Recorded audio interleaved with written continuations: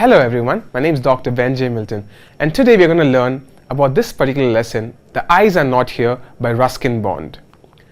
This particular text was written by a person who hails from the hill station of Mussoorie. He was born in Kasauli, Himachal Pradesh on the 19th May 1934 and grew up in places like Shimla, Jamnagar, Dehradun and Mussoorie. So even in his text, this has been a major backdrop for all the writings. As a young man, he spent 4 years in Channel Island and London. He now lives in Mussoorie. Most of his writings have shown a very strong influence from the social life in the hill stations at the foothills of the Himalayas, where he spent his childhood. His first novel, The Room on the Roof, was written when he was 17 and published when he was 21. There are 3 characters which are there in this particular story. It's a very short story which pretty much revolves around these 3 characters alone. The first character being the narrator, who is also the blind person in question over here. Then there's a girl who he actually meets, and then there's a passenger who is introduced only at the end of the story, shedding some light on the story. Now onto the story. The Eyes Are Not Here is a short story by Ruskin Bond that was originally published in Contemporary Indian English Stories. The narrator of the story, a blind man whose eyes were sensitive to light and darkness, was going to Dehradun by train when he met a girl and had a chit-chat with her. It was only after she left the another passenger came into the compartment and the narrator tells the narrator, at the beginning of the story, a man is alone in a train compartment simply waiting for the journey to begin. The man is blind, can only differentiate between light and darkness. Soon he is joined by a young girl who was originally accompanied by her parents. So generally, as we all know, when we go to the railway station, when our parents accompany us, they give us a lot of instructions. Don't take food from strangers. Don't make small talks with them. Similarly, here as well, you have a person who is able to do the very same.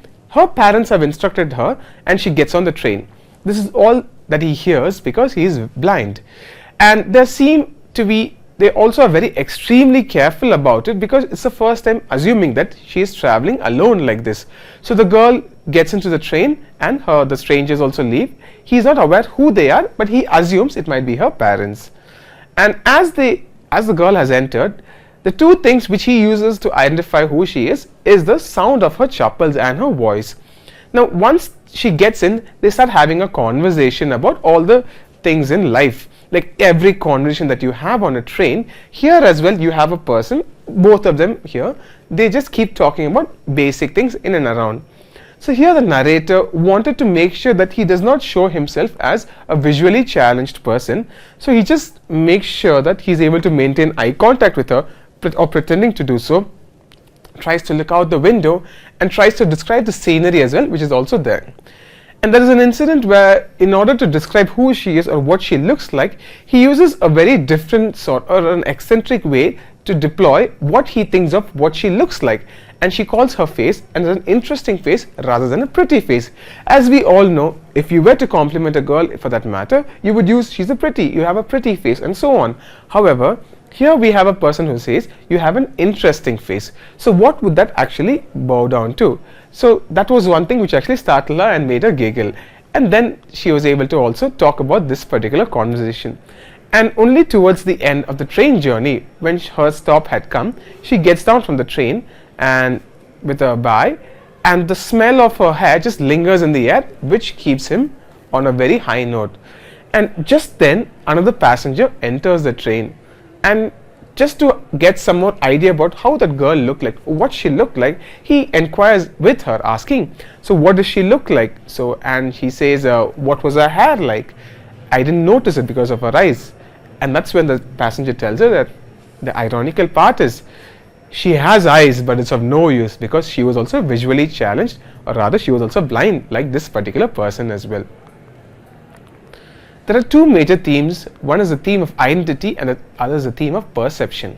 Now the theme of identity also boils down to the other fact, rather it's like a play of words on the concept of I, because they aren't very much talking about what their identity is, what kind of a personality they are, rather they are masking it based on the traits of the other person or the surroundings, despite the fact that they aren't aware that both of them are in the very same boat. And the second one is theme of perception. Now this particular perception is basically that since the narrator is blind, his perception of his surroundings is different from most of the other people. Now even for him, his understanding would be based on what people have told him. Similarly, he also is trying to communicate the very same to the people in and around. So here as well, the cues or the audio cues and the visual cues that for him are the slippers sound and also the sound of the train.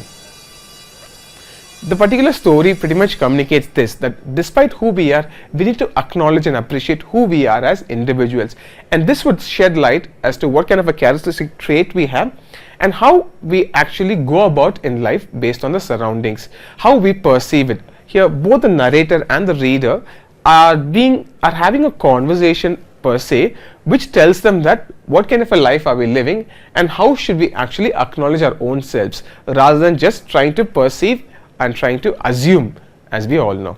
Thank you.